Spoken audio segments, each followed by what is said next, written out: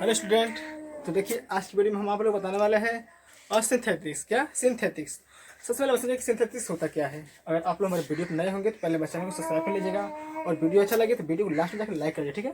तो आज हम मिलेंगे ऐसी वीडियो लेकर आए जिसमें आपको पढ़ाएंगे सिंथेटिक्स, इंग्लिश पढ़ाएंगे। हम बहुत सारे वीडियो में आप लोग को math, physics, chemistry, computer, Hindi आदि सब बहुत सारे सब्जेक्ट को इसमें अपलोड कर दिया गया है। इसमें आज की वीडियो जो बचे हुए हैं इसमें हम आपको सिंथेटिक्स एंड इंग्लिश से कुछ सिंथेटिक्स पार्ट आने वाले हैं जो कि आपको यूपी बोर्ड के इंटर में, हाई स्कूल में और 11th के सभी एग्जाम में पूछ जाते हैं, ठीक है। तो मतलब आपको जितने हमारे वीडियो देखना होगा तो आप लोग जाइए हमारे प्ले लिस्ट के स्मैकलैंड में, आपको स्मैकलैंड मिल जाएगा। इंग्लिश में आएगा, इंग्लिश मिल जाएगा। तो चलिए हम वीडियो को स्टार्ट कर देंगे टाइम वेस्ट को, ठीक है। तो देखिए आप समझिए कि सिंथेटिक्स क्या होता है, व्हाट इज सिंथेटिक्स। इससे ज़्यादातर हम इंग्लिश से बात करेंगे, ठीक है। व्हाट इज सिंथेटिक्स, सिंथेटिक्स क्या होता है। इसलिए सर फर्स्ट क्वेश्चन है यहाँ पर होगा हमारा इंग्लिश, और इसका हमारा जो मेन तथ्य है वो है सिंथेटिक्स, ठीक है। Synthetics SYNTHIS, synthetics. अब समझेंगे कि सिंथेटिक्स होता क्या है। इसको हम इंग्लिश से बात करेंगे, what is synthetics. What is synthetics, synthesis,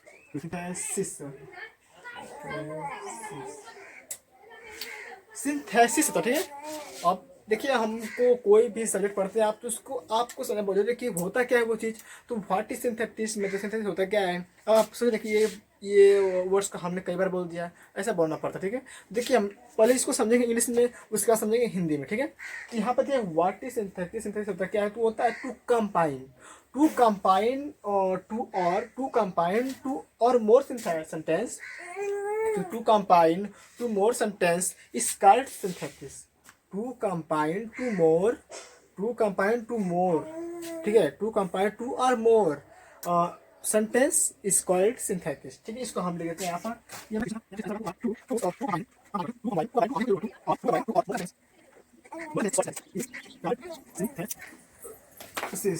मतलब कि to combine two or more sentence is called synthesis.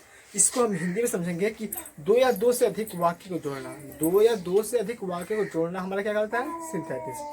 दो या दो से अधिक वाक्य को जोड़कर एक सिंपल सेंटेंस बनाना आपका सिंथेसिस कहलाता है, ठीक है। तो यहाँ पर ये आपका इंग्लिश हो गया। अब हिंदी को भी थोड़ा मैं देखा जाता है कि दो या दो से अधिक शब्दों को जोड़कर एक simple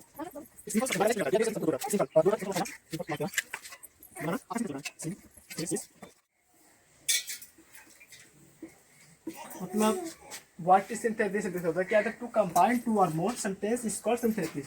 to combine two or more sentence is called synthesis. मतलब कि दो या दो से अधिक शब्दों को जोड़कर एक सिंपल वाक्य बनाना आपका सिंथेसिस कहलाता है। दो या दो से अधिक शब्दों को जोड़कर और सिंथेसिस कहलाता है। अब ये तो आप इसकी डिफिनेशन जान गए और इसकी हिंदी जान गए। अब हम समझेंगे कि इसको किस तरह जोड़ेंगे। अब आप समझ रहे हैं कि सिंथेसिस का हिंदी क्या होता है, मतलब जोड़ना, इसी से रिलेटेड होता है जोड़ना, ठीक है। इसमें समझेंगे कि इससे हमारे जो फर्स्ट वो होगी दो सिंपल वाक्य को जोड़ना, ठीक है। दो सिंपल वाक्यों को जोड़ना मतलब कि टू सेंटेंस इस कंपाइन, टू कंपाइन सेंटेंस, टू कंपाइन सेंटेंसेस, ठीक है। मतलब कि दो वाक्यों को, दो सिंपल वाक्यों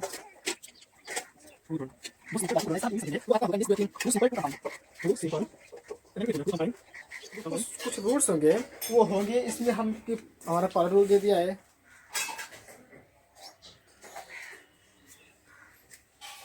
देखिए इसके कुछ रूल्स हम समझेंगे कि अब हम ये समझेंगे कि सिंथेसिस को कैसे जोड़ते हैं, यहाँ पे देखिए दो सिंपल वाक्य को जोड़ने के लिए जिरंड इन्फिनिटिव तथा पार्टिसिपल का प्रयोग करते हैं। जब हम इसको जोड़ेंगे जिसमें हम जिरंड इन्फिनिटिव तथा पार्टिसिपल से इसको हम जोड़ेंगे। इसमें कुछ रूल्स हैं, इसको हम रूल्स लिख देते हैं। रूल्स नंबर जो फर्स्ट दिया है, इसमें जो हमारा रूल्स फर्स्ट दिया वो है कि यदि दो वाक्य हो और दोनों पास्ट टेंस में हो, तो ऐसे वाक्यों को जिरंड से जोड़ा जाता है तथा वर्ब का फर्स्ट होना जाता है। जब दो सिंपल वाक्य हो और दोनों पास्ट टेंस में हो, ऐसे वाक्य को जोड़ने के लिए हम जिरंड से जोड़ेंगे तथा इसके वर्ब में किसी क्रिया में फर्स्ट फॉर्म का यूज कर देंगे।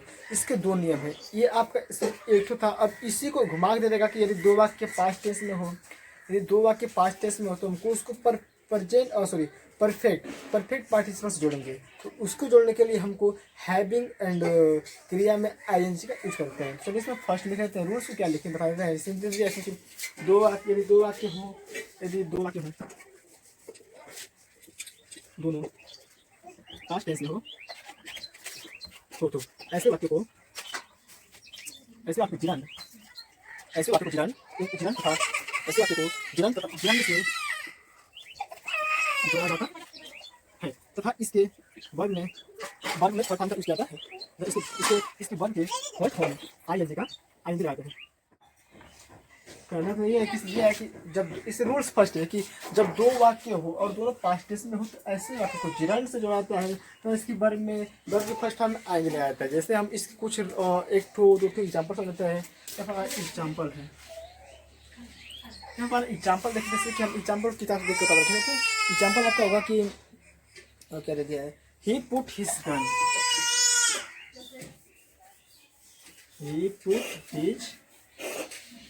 Gun.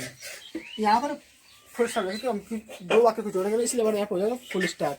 He put his gun, he went to forest.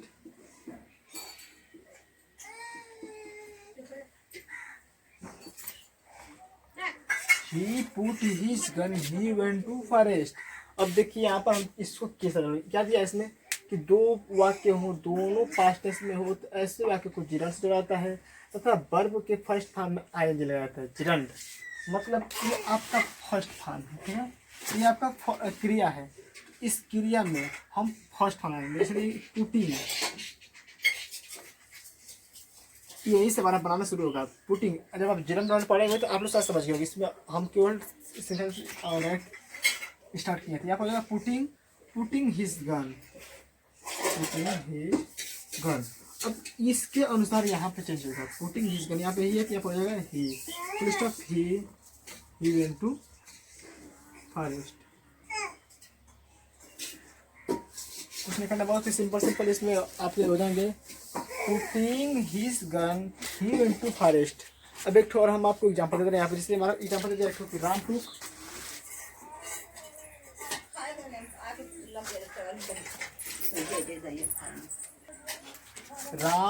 टूक हिज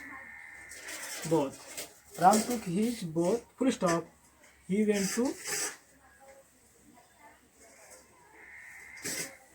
स्कूल। तो Ram took his bath, he went to school. अब इसको हम कितना जोड़ेंगे, तो इसको जोड़ने के लिए हमको याद करना पड़ेगा कि यहाँ पे स्कूल है, इसको याद है टूकिंग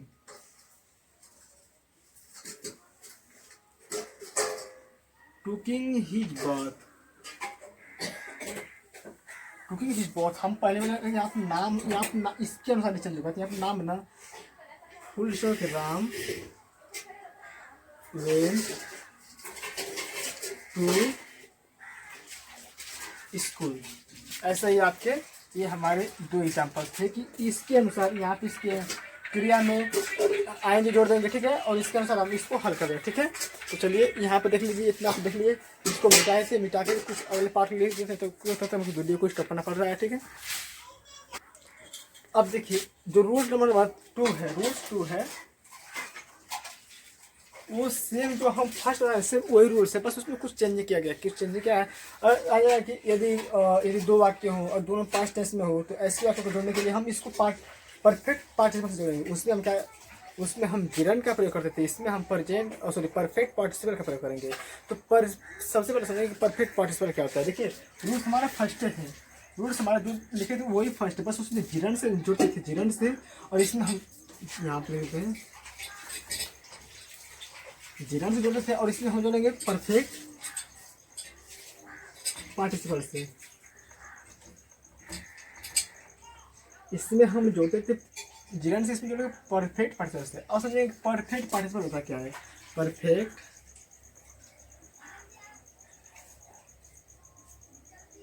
पार्टिसिपल ये परफेक्ट पार्टिसिपल होता क्या है, यहाँ पर हम हैविंग लेंगे, हैविंग और हैविंग, और इसके वर्ब के थर्ड फॉर्म में इसके एंड जोड़े, ठीक है। यहाँ पर होगा हैविंग और वर्ब का थर्ड फॉर्म। जो परफेक्ट पार्टिसिपल वो उसका हैविंग का यूज होगा, और परफेक्ट और इसमें इससे क्रिया में हो जाएगा आपका थर्ड फॉर्म। जैसे इसमें एक हम सिंपल सेंटेंस बोल रहे हैं कि Sita cooked food, Sita cooked food, Sita cooked food, she went to bed, Sita cooked food full stop, she went to bed. अब क्या होगा, अब इसमें हम क्या करेंगे कि परफेक्ट पार्टिसिपल जब चेंज करेंगे तो आप हो जाएगा हैविंग, ठीक है, हैविंग कुक्ड, और वर्ब का थर्ड फॉर्म कुक्ड फूड। यहाँ पे सी है, यहाँ पे सीता है, तो नाम लिखेंगे सीता वेंट टू गान, यहाँ पे गान हो जाएगा आपका, वर्ब का थर्ड फॉर्म गान, गो वेंट टू गॉन होता है ना, यहाँ पे गॉन हो जाएगा गॉन टू बेड। बस having cooked food, Sita gone to bed. ये आपका रूल नंबर 2 था। अब चलते रूल नंबर 3 पर। रूल नंबर 3 क्या है, तब तक के लिए हम इसको मिटा दे रहे हैं, ठीक है। अब देखिए हमारा रूल नंबर 3 है, वो बहुत ही सिंपल और आसान रूल है। ये जो कि आपके एग्जाम में पूछा होता है 2 नंबर का। इसमें जो हमारा रूल नंबर 3 वो कह रहा है कि यदि 2 सिंपल वाक्य हो, यदि 2 सिंपल वाक्य हो और उसमें ईच वाक्य लगा हो, यदि 2 सिंपल वाक्य हो उसमें ईच वाक्य लगा हो, तो उसको हटाकर हम उसके बीच में बीइंग का प्रयोग करके उसको एक सिंपल वाक्य बनाते हैं। जैसे 2 वाक्य हो, माने 2 वाक्य हो, रूल नंबर 3 हम बोल रहे हैं नहीं, 2 वाक्य हो और इसमें आपका इज एंड वाज लगा हो, इसको हटाकर हम बीइंग का प्रयोग करते हैं, बीइंग का प्रयोग करते हैं। ईच वर्ड लगा हो तो बीइंग का प्रयोग करते हैं। जैसे हम आप लोग को 1-2 एग्जाम्पल देकर बता रहे हैं, जिससे आप लोग कुछ रूल को समझ जाएंगे। हमारा एग्जाम्पल है the bank is closed, the bank is closed, the bank is closed, I can not beat, I cannot withdraw, the bank is closed, I cannot withdraw money, यहाँ पर the bank is closed, is cannot withdraw money. अब देखिए यहाँ पर क्या होगा,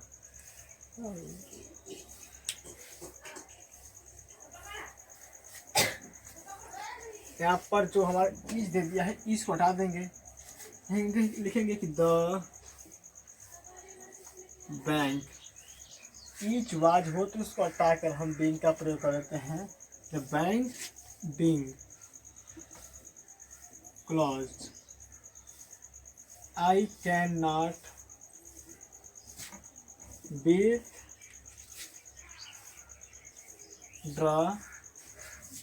money, the bank is closed being I can not withdraw money. एक और एग्जाम्पल यहाँ पर हम आपको बता रहे हैं, इसमें है कि ही was poor, he could not help me, he was poor, he could not help मी। इससे हमें कोई मतलब नहीं है, यहाँ पर हो जाएगा कि he being poor, he could not help me।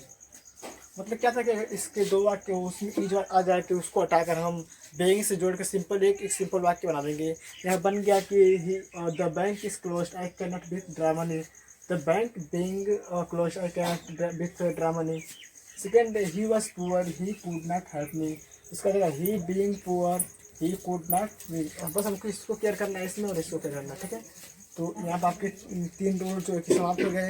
उम्मीद है कि आप लोग वीडियो अच्छा लगा होगा। तो वीडियो अच्छा लगा तो वीडियो को लाइक कर दीजिएगा। मिलेंगे अगली वीडियो में, तब तक के लिए धन्यवाद। जो इसके अगली वीडियो होगी इसके सिंथेसिस के कुछ रूल्स, इसमें केवल 3 रूल्स नहीं, बहुत सारे रूल्स हैं, हम केवल 3 रूल्स लिख रहे थे। मिलेंगे अगली वीडियो में, तब तक के लिए धन्यवाद।